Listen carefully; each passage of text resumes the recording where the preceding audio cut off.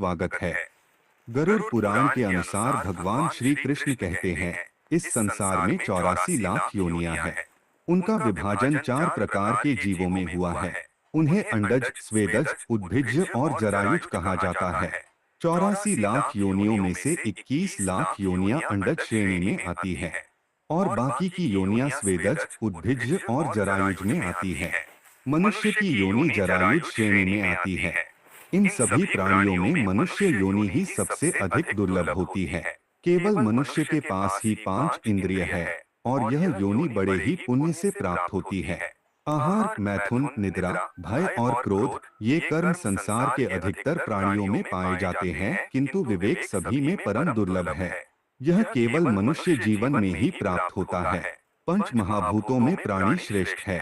प्राणियों में बुद्धिजीवी श्रेष्ठ है और बुद्धिजीवियों में मनुष्य श्रेष्ठ माना गया है।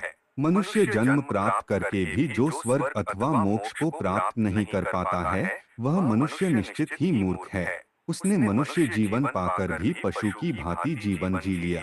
100 सिक्कों वाला मनुष्य 1000 सिक्कों की इच्छा करता है, 1000 वाला लाख की इच्छा करता है।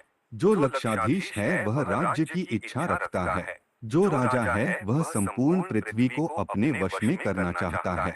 जो चक्रवर्ती नरेश है वह देवत्व की इच्छा रखता है और देवत्व प्राप्त हो जाने पर वह देवराज इंद्र का पद पाने की अभिलाषा रखता है। देवराज होने पर भी वह ऊर्ध्व गति की कामना करता है, फिर भी उसकी तृष्णा शांत नहीं होती, अर्थात उसकी और भी अधिक पाने की भूख शांत नहीं होती है। जो व्यक्ति तृष्णा से पराजित होता है वह नरक में जाता है और जो लोग तृष्णा से मुक्त है अर्थात सदैव ही संतुष्ट रहते हैं, उन्हें उत्तम लोक की प्राप्ति होती है। श्री कृष्ण कहते हैं, जो प्राणी अपनी आत्मा के अधीन होता है वह निश्चित ही सुखी है। जो मनुष्य अपने इंद्रियों के मोहजाल में फंस जाता है उसका अनर्थ अवश्य ही हो जाता है। मनुष्य बाल्यावस्था में अपने माता पिता के अधीन होता है, युवा अवस्था में वह स्त्री के अधीन हो जाता है और अंत समय निकट आने पर वह पुत्र और पौत्र के मोह में फंस जाता है। वह मूर्ख कभी किसी अवस्था में आत्मा के अधीन नहीं रहता। लोहे की सलाखों में बंधा हुआ मनुष्य भी मुक्त हो सकता है, किंतु स्त्री और पुत्र के मोह में फंसा हुआ मनुष्य कभी मुक्त नहीं हो पाता। श्री कृष्ण कहते हैं, पाप एक मनुष्य करता है, किंतु उसके फल का उपभोग बहुत से लोग करते हैं। उपभोग करने वाले तो दोष से मुक्त हो जाते हैं, किंतु पाप करने वाला दोष का भागी हो जाता है। इस संसार में कोई भी प्राणी मृत्यु पर विजय प्राप्त नहीं कर सकता।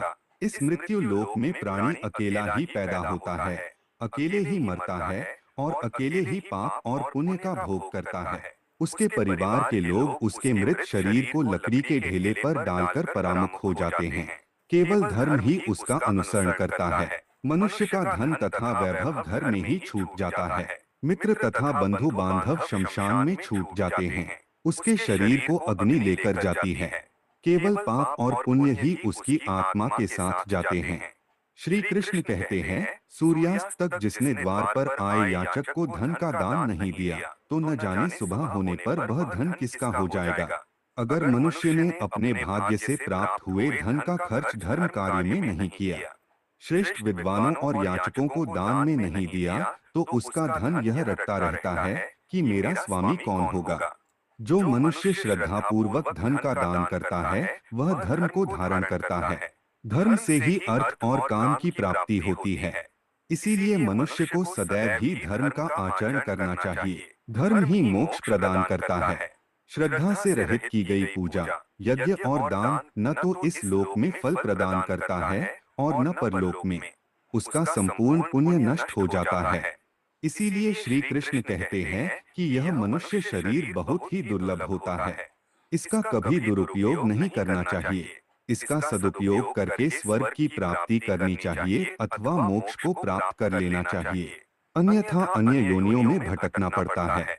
तो दोस्तों, उम्मीद है आपको यह जानकारी अच्छी लगी होगी। वीडियो को लाइक जरूर करें और कमेंट